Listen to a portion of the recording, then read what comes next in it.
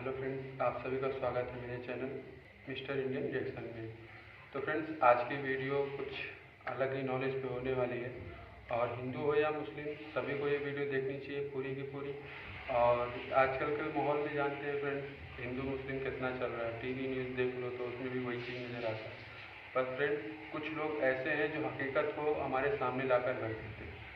तो फ्रेंड्स, आज ऐसी ही वीडियो हम लोग उस पर रिएक्शन देने वाले हैं और आप जरूर देखिएगा और अपना रिएक्शन कमेंट बॉक्स में जरूर दीजिएगा। तो फ्रेंड्स, चैनल नया है, चैनल को सब्सक्राइब कीजिए और अपना ढेर सारा प्यार बनाए रखिए। तो चलते हैं फ्रेंड्स वीडियो की तरफ। तो फ्रेंड्स, वीडियो को गौर से सुनिएगा और मैं इसलिए रिएक्शन वीडियो बना रहा हूँ ताकि सही चीज़ें आप तक पहुँचा सकूँ। जैसे हम लोग यूट्यूब देखते हैं तो कई सोचते हैं क्या देखें। तो फ्रेंड्स, आपको मेरे चैनल से वो हर चीज़ मिलेगी, नॉलेज से भरी मिलेगी या फिर मस्ती से भी भरी मिलेगी फ्रेंड्स। तो हंसी के साथ ज्ञान भी। और चलते हैं फ्रेंड्स, अभी आज फर्स्ट वीडियो है तो कुछ ज्ञान की बातें सीखने को मिलेगी, समझने को मिलेगी। तो इसी पे पूरी वीडियो है फ्रेंड्स, तो आप लोग अपना प्यार जरूर दीजिएगा।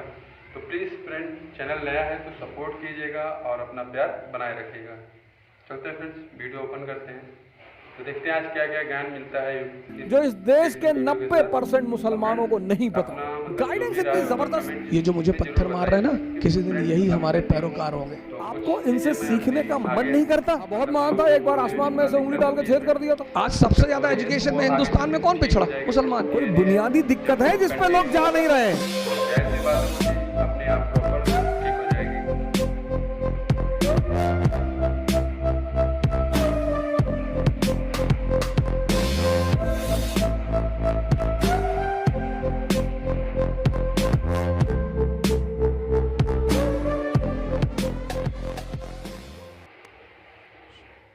इस्लाम की सबसे बड़ी देन जो इस देश के 90% मुसलमानों को नहीं पता है। राजनीति में इस्लाम की सबसे बड़ी देन, राजनीति में नहीं पता, वो है एनलाइटेंड एरिस्टोक्रेसी। ये इस्लाम की सबसे बड़ी देन है, एनलाइटेंड एरिस्टोक्रेसी। और इसमें दो नाम इतने महान हैं, एक अल हारून और दूसरा उसका बेटा अल मामून। सर पढ़िए कभी इनके बारे में। 90% मुसलमान औरंगजेब का नाम जानते हैं? इन लोग का जानते ही नहीं। औरंगजेब बड़ा बढ़िया आदमी था, चच्चा थे तुम्हारे ना। भाई साहब, वो महान आदमी था। हाँ, बहुत महान था। एक बार आसमान में से उंगली डाल के छेद कर दिया था, वो बाद में नासा वालों ने भरा। ये इन्होंने एक डिपार्टमेंट बनाया सर बगदाद में, बैतुल हिकमत। पर मुसलमानों से कुछ बोल दो, नाराज हो जाते हैं। संगी है ये। हाँ, बैतुल हिकमत सबको बुलाया सर, पूरी दुनिया के विद्वानों को। ये इस्लाम की राजनीति को सबसे बड़ी देन है। Caliph system. जो आदमी एनलाइटेंड होगा वो स्पिरिचुअल हेड होगा और वही पॉलिटिकल हेड होगा। हजरत अबू बकर, हजरत उमर साहब की कहानियां सुनो सर। मुसलमान इसी को भूल गया। नेता चुनो सर, तुम दलित नेता चाहते हो ना, दलित नेता चुनो, अंबेडकर जैसा चुनो, कोई और हारून जैसा चुनो। पढ़ो इस आदमी का इतिहास। लिटरेचर में कंट्रीब्यूशन, साइंस में कंट्रीब्यूशन, डेवलपमेंट में कंट्रीब्यूशन, पॉवर्टी में कंट्रीब्यूशन।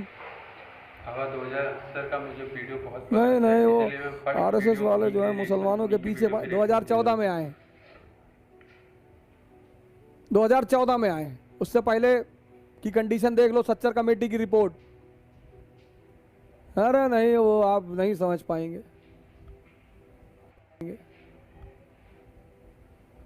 और 1870 में एक किताब आई हिंदुस्तान में, द इंडियन मुसलमान। बड़ी इंपॉर्टेंट किताब, द इंडियन मुसलमान। और इस किताब जो है, इस किताब ने कहा कि 80% मुसलमान इस देश में पिछड़े हुए हैं, गरीब हैं। 80%। 1870 में तब तो आरएसएस नहीं थी, तब तो मोदी नहीं था, तब तो बीजेपी नहीं थी। 1206 से लेकर 1707 भारत में राजा कौन है? मुसलमान। इल्तुतमिश, बलबन, अलाउद्दीन खिलजी, मोहम्मद बिन तुगलक, फिरोज शाह तुगलक, बाबर, हुमायूं, अकबर, जहांगीर, शाहजहां, औरंगजेब।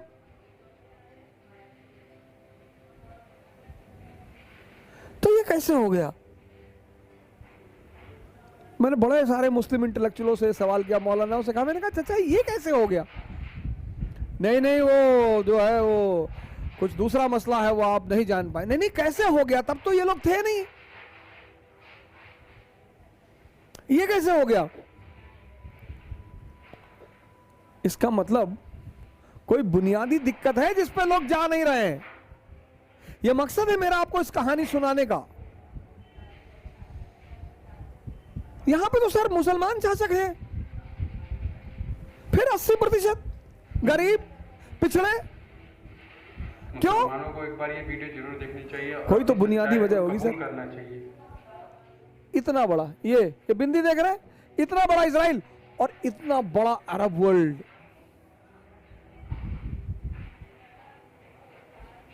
सर आपको शायद ही ये बिंदु दिखाई पड़ रहा हो। इतना बड़ा इजराइल और इतना बड़ा अरब वर्ल्ड। दुस्साहस देखिए इनका। आपको ये आकर्षित नहीं करता? आपको इनसे सीखने का मन नहीं करता? गाली देना किसी समस्या का समाधान नहीं है।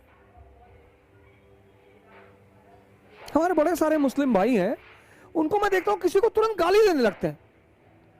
तारिक फतेह चोर है, अच्छा क्यों? वो आर्रा का एजेंट है, अच्छा हिंदुस्तानियों का एजेंट है, तो क्यों नहीं?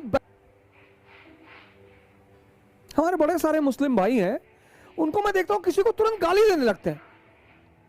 तारिक फतेह चोर है, अच्छा क्यों?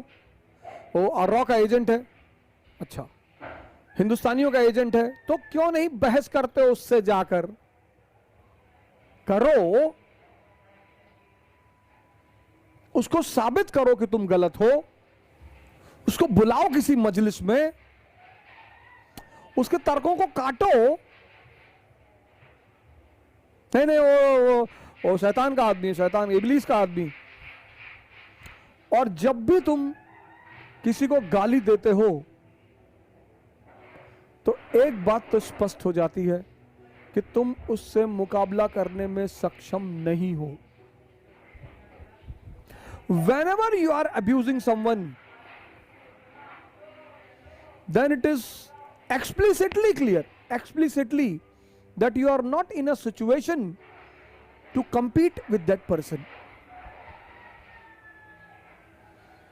पूरी दुनिया की अर्थव्यवस्था यहूदियों के हाथ में है सर। इतना ऑयल रिजर्वायर होते हुए तुम उनके गुलाम हो। 48 में मारा, 56 में मारा, यम किप्पुर के वॉर में मारा, 6 डेज वॉर में मारा, तुम्हारे घर में घुसकर तुम्हारा बेड़ा उड़ा देते हैं, स्विस कैनाल पे कब्जा कर लेते हैं, इजिप्ट की एयरफोर्स पूरी उड़ा देते हैं। तुम्हें यह चीज आश्चर्य नहीं करती? बस गाली ही देते हो कि इस्लाम की सबसे बड़ी राजनीतिक देन है एनलाइटेंड एरिस्टोक्रेसी। सोचने वाली बात है। एनलाइटेंड एरिस्टोक्रेसी, उसमें जिन्ना जैसे लोग कहीं नहीं बैठते सर, वो बैठते ही नहीं। इस्लाम की जो सबसे बड़ी राजनीतिक देन है वो है एनलाइटेंड एरिस्टोक्रेसी। और सर इस्लामिक स्टेट ने इतनी यूनिवर्सिटियां खोली, इतनी वर्ल्ड फेमस सर।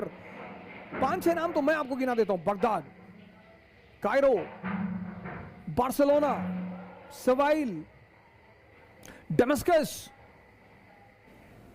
ये सब फेमस इस्लामिक यूनिवर्सिटियां थी। रेनेसांस की जो पृष्ठभूमि बनी ना सर, वो इन्हीं यूनिवर्सिटियों में बनी सर। इन यूनिवर्सिटी में पढ़ने के लिए लोगों का सपना होता था कि हम इन यूनिवर्सिटियों में पढ़ें। अगर इस्लाम का इतिहास देखा जाए, 8th सेंचुरी से 15th सेंचुरी, और सुप्रीम अचीवमेंट सर। गाइडेंस इतनी जबरदस्त, एनलाइटेंड एरिस्टोक्रेसी। राम एनलाइटेंड है, मोहम्मद एनलाइटेंड है, गुरु गोविंद सिंह एनलाइटेंड है। औरंगजेब ने पूछा, आप संत हैं, आपने हथियार उठा लिया, क्यों? और ये आप दाढ़ी और बाल क्यों रखते हैं बड़े बड़े सन्यासियों की तरह? बोले हम सेंट वॉरियर्स हैं, हम धर्म के लिए लड़ते हैं। धर्म मतलब सिखिज्म नहीं, धर्म मतलब मानवता। इस्लाम जब पैदा हुआ पूरी दुनिया में अंधेरा था, पूरी दुनिया में। आप कभी इस्लाम की हिस्ट्री पढ़ो, यूरोप औरतें जलाई जा रही थी विच हंटिंग के नाम पे, विच हंटिंग। हिंदुस्तान सती प्रथा, चीन में तो लड़कियों को ऐसे ही मार डालते थे। पूरी दुनिया में अंधेरा, और उस अंधेरे में मोहम्मद साहब लैंप लेकर खड़े हुए। इस्लाम, प्रेम, मैसेज, मैसेज। हुजूर साहब गुजरते थे एक रास्ते से, कोई महिला उनके ऊपर डेली कूड़ा फेंकती थी। हमारे आपके ऊपर फेंक दे हम, हुजूर साहब नाम पे विच हंटिंग। हिंदुस्तान सती प्रथा, चीन में तो लड़कियों को ऐसे ही मार डालते थे। पूरी दुनिया में अंधेरा, और उस अंधेरे में मोहम्मद साहब लैंप लेकर खड़े हुए। इस्लाम, प्रेम, मैसेज। हुजूर साहब गुजरते थे एक रास्ते से, कोई महिला उनके ऊपर डेली कूड़ा फेंकती थी।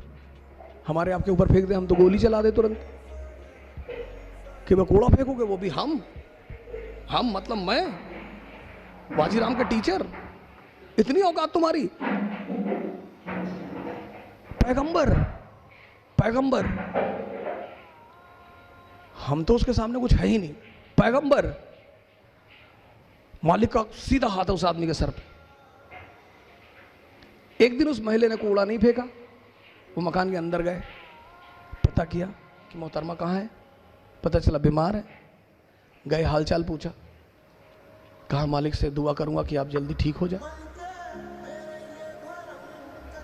ये है, ये हमसे लोग पूछते हैं, मैं मेडिवल इंडिया पढ़ाता हूं, लोग मुझसे पूछते हैं इस्लाम इतनी ऊंचाई पे कैसे था, मुसलमान इतनी ऊंचाई पे कैसे थे? स्पेन से लेकर चाइना सी, कैस्पियन से लेकर हिंदुस्तान, पूरे इलाके में मुसलमानों का कब्जा। क्यों? क्योंकि वो अपने उस वक्त पैगंबर को समझते थे कि जीतने के सिद्धांत क्या है। जीतना तलवार से नहीं, तलवार से तो लूटा जाता है। चोर किस चीज का इस्तेमाल करता है? तलवार का। ये मैसेज है, मैसेज। इकरा शब्द फैजल साहब ने लिया कि सर हम तो अपनी इंस्टीट्यूट का नाम इकरा रखेंगे। मैंने कहा बिल्कुल। मैंने कहा, इन्होंने मुझसे पूछा कि हम इंस्टीट्यूट का नाम क्या रखें, हमने कहा इकरा रखो, बड़ा अंधेरा है दुनिया में। इकरा मतलब पढ़ो। आज सबसे ज्यादा एजुकेशन में हिंदुस्तान में कौन पिछड़ा? मुसलमान। पैगंबर हमारा कह रहा है, हमारा, वो हम सब के पैगंबर है, किसी खास विशेष के नहीं है। वो कहता पढ़ो, समझो। तैफ शहर का नाम सुना होगा, काफी लोग बैठे हो तैफ, वहां के लोग हुजूर साहब को पत्थर मार गाली देते। कैसी लगी वीडियो? जिब्राइल साहब ने हुजूर साहब से कहा कि कहो तो, तैफ शहर दो पहाड़ों के बीच में है, तो उन्होंने हुजूर साहब से कहा कि कहो तो दबा दूं। अरे बोले नहीं, अपना भी जाने दो, अपनी राय जरूर दीजिएगा। ये लोग ये जो मुझे पत्थर मार रहे हैं ना, समझ में आ रहा हो तो मैं वो ठीक कर किसी लूंगा। दिन यही हमारे पैरोकार होंगे। मिलते हैं नेक्स्ट वीडियो में। गुड नाइट, सब्बा खैर।